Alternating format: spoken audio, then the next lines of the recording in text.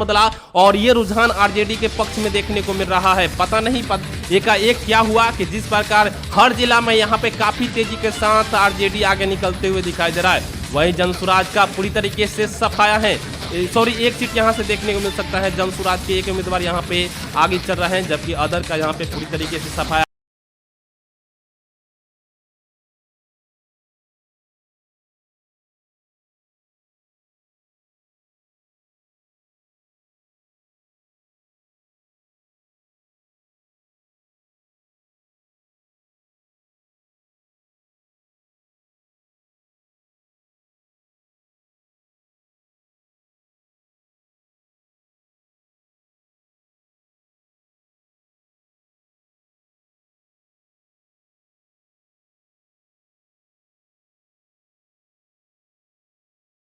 सकता है। जनसुराज के एक उम्मीदवार यहाँ पे आगे चल रहे हैं, जबकि अदर का यहाँ पे पूरी तरीके से सफाया है। देखिए फिर से बिगुल बज चुका है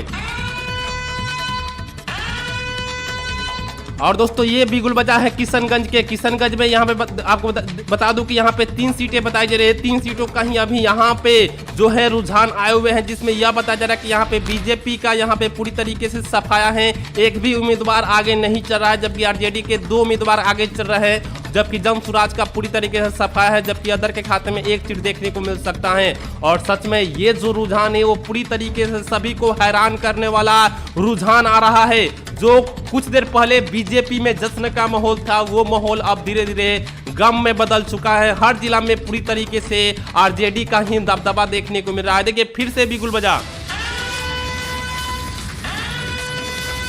और दोस्तों ये बिगुल बजा है सीतामढ़ी के। बताया जा रहा है कि यहाँ पे 8 सीटों पर मतदान हुआ, जिसमें से बीजेपी के 3 उम्मीदवार काफी तेजी से आगे बढ़ते हुए दिखाई दे रहा है। काफी वोटों का अंतर है, जबकि आरजेडी के भी 4 उम्मीदवार काफी तेजी के साथ आगे बढ़ते हुए दिखाई दे रहे हैं। तो हमको लगता है कि बीजेपी यहाँ से 3 सीटें निकालने में कामयाब हो सकती हैं, जबकि आरजेडी 4 सीटें निकालने में कामयाब हो सकती है, जबकि जनसुराज के एक उम्मीदवार को यहाँ से वोट मिल सकता है, यहाँ पे सीट 1 निकालने में कामयाब हो सकते हैं। मेरे प्यारे भाई बहन, ये आपको बता दूं कि ये रुझान है और रुझान बदलते रहते हैं, तो कुछ देर में आपको नतीजे भी आना शुरू हो जाएगा, वो भी सबसे पहले इसी चैनल पर। आप इस चैनल को सब्सक्राइब करके रख लीजिए।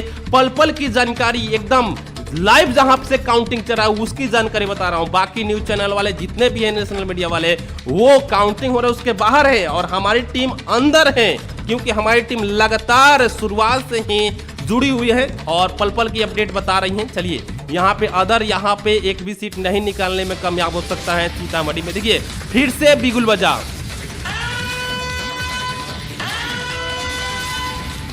और दोस्तों ये बिगुल बजा है मधुबनी के। बताया जा रहा है कि मधुबनी में 10 सीटें हैं, जिसमें से बीजेपी को 4 सीटें यहां से मिल सकता है, जबकि आरजेडी के यहां पे 6 सीटें देखने को मिल सकता है और जनसुराज का यहां पे पूरी तरीके से सफाया है, जबकि अदर का भी पूरी तरीके से सफाया होने वाला है।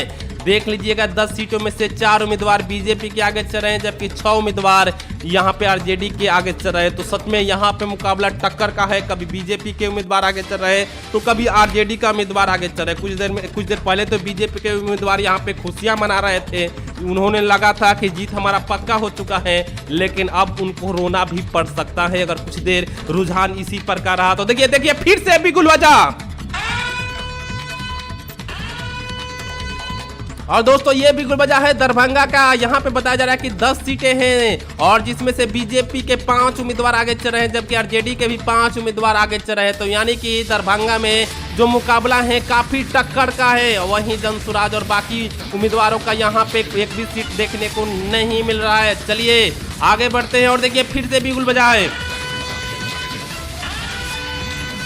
और दोस्तों ये बिगुल बजा है, यह संकेत कर रहा है कि 243 में से 176 का यहाँ पे रुझान आ चुके हैं, जिसमें से बीजेपी के 58 उम्मीदवार आगे चल रहे हैं, जबकि आरजेडी के 110 उम्मीदवार आगे चल रहे हैं। जो कल तक ओपिनियन पोल में यह बताया जा रहा था कि बीजेपी को यहाँ पे 160 सीटें मिलने वाली, 130 सीटें मिलने वाली हैं, उनको पूरी तरीके से रोना आ रहा होगा, क्योंकि फिर एक बार साबित हो चुका है कि ओपिनियन पोल जो न्यूज वाले बताते हैं वो पूरी तरीके से फेल खा जाता है। एक बार फिर से सिद्ध हो चुका है, लेकिन अभी ये रुझान है, कुछ बदल भी सकते हैं। हमारे साथ अंत तक जुड़े रहिएगा, मैं बार बार बोल रहा हूँ कि अंत तक जुड़े रहिएगा।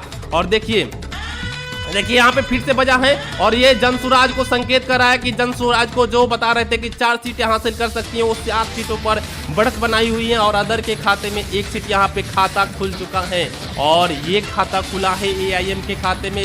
यहाँ पे एक उम्मीदवार ओवैसी साहब की जो पार्टी है AIM, उनका यहाँ पे एक उम्मीदवार आगे चल रहे हैं। देखिए फिर से यहाँ पे बिगुल बजा